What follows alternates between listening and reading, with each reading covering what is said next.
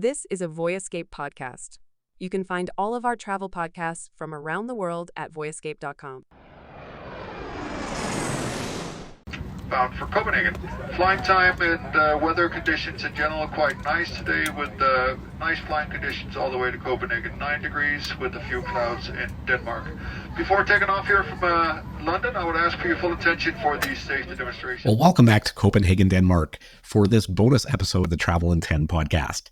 If you had a chance to join us earlier in the week, Tim and I really did a bit of a deep dive into a first trip to Copenhagen. All that you need to know, where to stay, where to go, where to eat. A lot of our favorites from a trip I was on just late last year. And Tim has been to the city many times, so sharing really our perspective on what you need to know to really begin planning your trip to Copenhagen.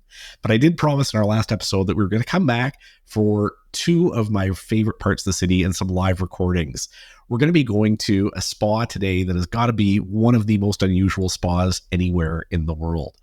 Then after that, we're going to go and talk to some of the locals about really an emerging trend in Copenhagen and throughout Denmark around social dining and what some of the roots of that are. We talked a little bit about it in our last episode, places like Absalon, places like Hotel Kanalhuset. Well, that's where we're going today, straight to Kanalhuset to hear from some locals in Copenhagen who are going to tell us a little bit about what they think is really influencing the social dining movement that's catching so much steam there. But first of all, come along with us live as we head to CopenHot. Can you paint the picture a little bit? Tell me where we are right now. Well, we are at the old dockyard in Copenhagen that closed down, I think it was 20 years ago, something. So it's an industrial area that goes way back, has a lot of history out here. But now it has become more popular, one of these places where there's happening a lot with small franchises and so on. There's businesses. And this is a very unusual setting for a Nordic spa. It is, yeah. But it's the contrast between this industrial old, you can see the big industrial buildings we have here and the dockyard, and then we tried to create this cozy atmosphere with a little garden out here with the hot tubs and saunas. In the middle of this industrial area. Yeah. So for people listening, can you maybe just talk a little bit about what are we looking at right now here in the distance? Is it a factory or is it a... Yeah, we have two factories where one is the famous Copenhagen that has won a lot of architectural prizes because it's a waste facility plant, but on the site there is a ski slope going down with artificial turf so you can ski all year round there. And also there's a climbing wall on one of the sides, so it's something where you have tried to not just build a factory, but try to make it both look good, but also to do something where you can use it for some recreational purposes.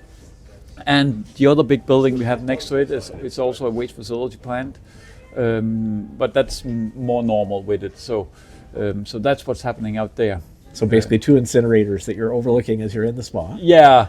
So, and of course, then if you are on one of the plateaus out here on a clear day, you can see across the strait here to Sweden as well. Oh, you really? see the turning torso over in Malmö. So it's and then we are also on the other side of the buildings. We are building this new Lynetteholm, a whole new island. There is for flooding and so on. So it's going to cross over from the entrance to the canals of Copenhagen. Okay. And I saw your company used to do, or do you still do some sort of sauna boats as well that go up the canal? It's not a sauna boat, it's a hot tub boat. Hot tub boat. Yeah, okay. Hot tugs are they called. We are probably going to get them in the water, as far as I know, within a month. Okay. At the moment, we are looking for a location where we can sail from. Okay. So, but we are crossing our fingers that we will get them up and running. But I will say, keep an eye out on the webpage for that one. And how many people can you accommodate here at the spa? Around 70. About 70 at a time? Yeah, 70 without being cramped. And each group gets their own hot tub and their own... That depends a little bit on what you're booking. Okay. You can either book a private hot tub where you get a shared sauna included. Yeah, you can book the hot tubs privately where you get your private hot tub that can accommodate up to 6 people, and then we have a shared sauna included. There's always a shared sauna included with the hot tubs. You can also, if you're just coming 1 or 2 or 3 people, book in for what we call hot days. where you share the tubs with other people. Okay. So that's great if you're just coming one person, or if you're two or three, because it's a lower price, and then you just have to share it, and then you get the hot tub and the sauna as well included. Yeah. And I could see on the session we just had here, a lot of people were just start to mingle and talk because And end up in each other's hot tubs anyway because they're chatting. Yes. So it's always great when you can see that you start talking and have a lot of fun together. So. And is all the facility heated by? I know a lot of it's heated by wood. Is it all wood heated? It is. We are about to build a new sauna. That's the only one that will be electrically heated out here. Okay. Because we need it for doing infusion. Okay. So that's why we need that one to be electrically heated. So, Yeah. but otherwise, apart from that one, everything out here is wood heated. All the hot tubs, all the saunas, All everything. the hot tubs and all this. And it looks like I haven't been down to it yet. But is there a food market in this area as well? Yes, there is one, but it's only open during the summer. Okay. So it's most out here on this peninsula. It's not an island, but it's a peninsula. You can say it's artificial out here, by the way. Yeah. It's closest down for the winter. Okay. Because a lot of it is outdoor. So there are some small shops, bakeries, and of course there are some Michelin restaurants out here as well. Really? Those open all year round. Yeah. Okay. But the food market is outdoor, so it's too cold for them now. And what's that food market called? Was Reffen. Reffen. Yeah, it's the whole island here is called Refshaløen, and in general it's just that part. The other part of where we are is called Reffen. This whole type of experience, the sauna, cold plunge experience, seems to be a big part of Danish culture. Yes. It is. Yeah, it's becoming very popular, especially with the winter bathing in Denmark and saunas within the last 5-10 years. So Okay. the problem is a lot of places in Denmark, and especially in Copenhagen, if you want to go to a sauna, you need a membership. Okay. So and there's a long waiting list for those. So that's where we come in. We can provide it more easily, where you don't have to do memberships and so on. And also, if you don't want to do the goose session, where you have a goose master doing the infusion, pouring the A what? Sorry.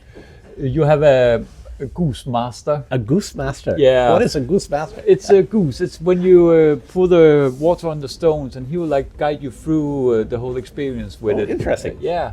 And then there are different types of it. It's really like a whole science of now of that goose here in Denmark. So if you don't want to do that, we're also going to have it out here within a couple of weeks. I think we're starting it up. Okay.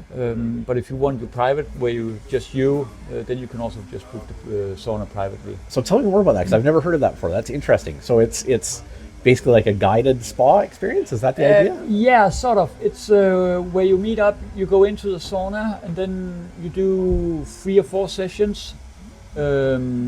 That is about 10-15 minutes each. Okay. And there will be a person that's like running it, where they try to get the group connected together on this. It's very popular in Finland. That's mainly where it comes from, I think. And runs you through it, and then pour the water on the stone, making sure you have the heat, and then takes you out, usually in the cold plunges as well, and then runs the session depending on what it is that you're going for on the particular session. It can be like a silent session, it can be a relaxing session, can also be talking to one who was in a Nordic heavy metal session, I think it was. Wow.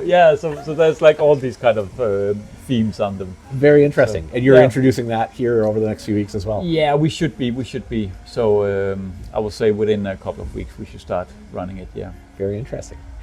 I really, really enjoyed it. I'm always looking for kind of unusual places to tell people about, and interesting things in different cities around the world. And this is a great one.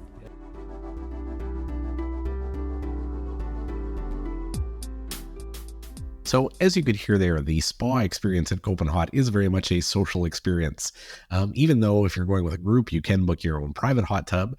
The saunas are shared, and you do find that you start meeting with groups. Everybody's kind of jumping over into this hot tub, chatting each other up.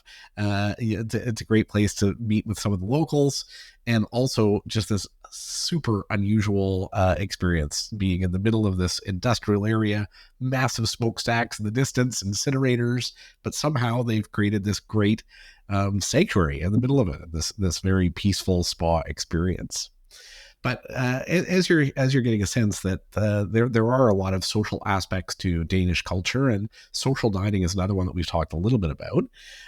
We're going now to Kanalhuset. This is one of the restaurants that we've mentioned in last week's podcast that is really driving this social dining movement.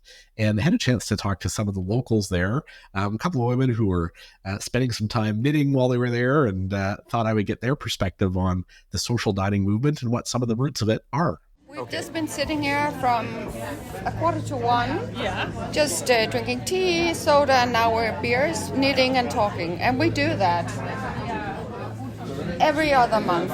Every other month? Yeah, we meet. That's how we meet up. We're old friends. That's how we meet up. Okay, to come do knitting together. Yeah. That's fantastic. And this place is not as crowded as many of the cafes. Like if you come here in the afternoon or during the day, it's quite calm. Yes. Like, there's always, and you're not, there's space, you're not that close to other people, so it's cozy to come here. This idea of social dinners, is this fairly new in Denmark, or is this something that's a long part of your culture and traditions here? Was it during Corona or just before Corona? Just before Corona. But I think it was like at the same time as it was happening, and I saw it in New York in 2013, I think already. So it's okay. It's not a long-standing tradition. No, this is a relatively new thing. Actually you can say like I don't know, but like in the old days, the people that were working for like a farmer or something, you ate with your employer. Okay. Around the kitchen table. Around the kitchen table. Yeah. Or with your family. But yeah. So this is sort of an extension of that. Yeah, but I also think that it resembles the dinners you have on a folk high school in Denmark, if you know what that kind I don't. Can you tell me a little bit? Like a boarding school for adults. Okay. Like you go for... Boarding school for adults. Tell me more about that. How long have you been in Denmark?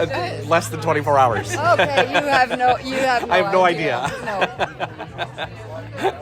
Okay, so when was this? 1800s or something? Yeah. There's a very influential Danish. What was he? Author, teacher, priest, many things called Grundtvig. Okay.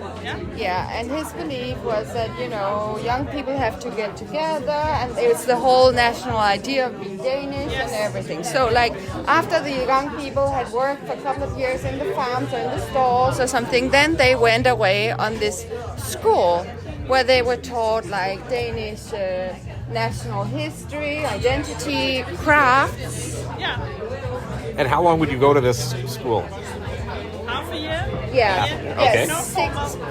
It's no formal education. Okay. And it still exists. So like people in their 20s or, doing sabbatical years, they will go away. And I would say even people like our age, like in the summer, you'll go with your family on a high school. And Really? then the whole idea is that you go there, you learn something, you do some activities. It can be like, crafts. It can be like political history or arts or whatever. And then you eat together in the evening around like the long table. Very interesting. So this is like the luxury variant of that. And what's that called? Højskole. That's it? That's the school. Yeah? Yeah. Okay. Yeah. Meaning high school, but it doesn't like...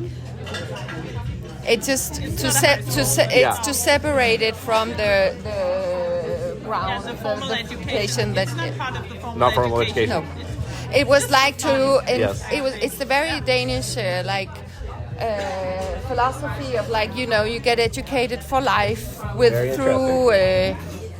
That's how you get the national identity. So I suppose, I don't know this, but I suppose like in the 1800s, many couples were made from... Yes, from this. Yeah, and I think that is still... And what is going on now is actually like after the 9th grade, the young children before, or the young teenagers, before they start high school, they go away on what we call efterskole. Okay. Which is kind of a boarding school. So they take their 9th or their 10th year in boarding school away. Okay. And they're like, my daughter went for it was what did she choose in the end? Like TV production, kind of, so she went to a creative one, but there is also many sport, like all the handball And is teams. this like a private school, or is it covered by the government, or is it Very much subsidized. Very much subsidized, because okay. of the whole Grundtvig idea that it's good for children to meet each other away from and like for my daughter it was like being on camp for a whole year. Yeah. So that's what they Very interesting. Yep. Fascinating. Yeah. Yeah, but now you got another piece of the Danish history. That's Yeah. very helpful. That's very helpful. Thank you. Well, with that brings our visit to Copenhagen to a close. And I hope with these last 2 episodes of the podcast, you've got a bit of a flavor for the city. It was somewhere that I wasn't planning on going and just happened to be over at a conference in Europe, rerouted my flight home and managed to get 72 hours in Copenhagen and had such an incredible time there. It's somewhere I really look forward to going back and experiencing more of and getting to explore more of the countries and region around there as well. But not only does that bring our look at Copenhagen to a close, but that brings this season of the Travel in 10 podcast to a close. But the good news is come back in just a few days because we are about to launch the 2025 season of the Travel in 10 podcast with more great content coming to you from all around the world. We're going to kick off with an episode of me and Tim giving an overview of our 10 favorite hotels that we've stayed at in the last year, 10 great places that you can go stay around the world this year. Then Tim and I actually have some of our travels crossing over where we're going to be together in the conference in New York in just a couple of weeks' time. And then after that, we also have our travels crossover where we're both going to be down in the Caribbean at the same time as well and taping some episodes there and continuing on a weekly basis to give you great travel advice on places to go and see and things to do around the world.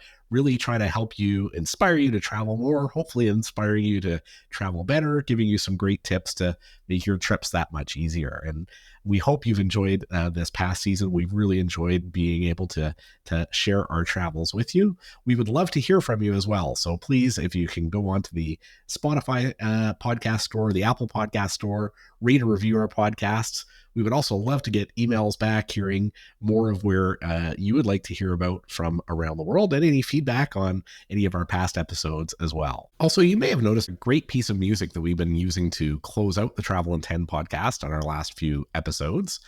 This is from an emerging, very talented artist from here in Canada, Grace Forrester, who's been kind enough to let us use her acoustic version of Leaving on a Jet Plane. Can't think of a much better song to close out the Travel in 10 podcast on a weekly basis than Grace's song. So we're really fortunate that she's let us use that in closing out our show, and a great way to close out the season as well. So thank you to Grace for that. And thank you to all of you who've been tuning in, and really look forward to you coming back and joining us as we kick off the new 2025 season of the Travel in 10 podcast in just a few days.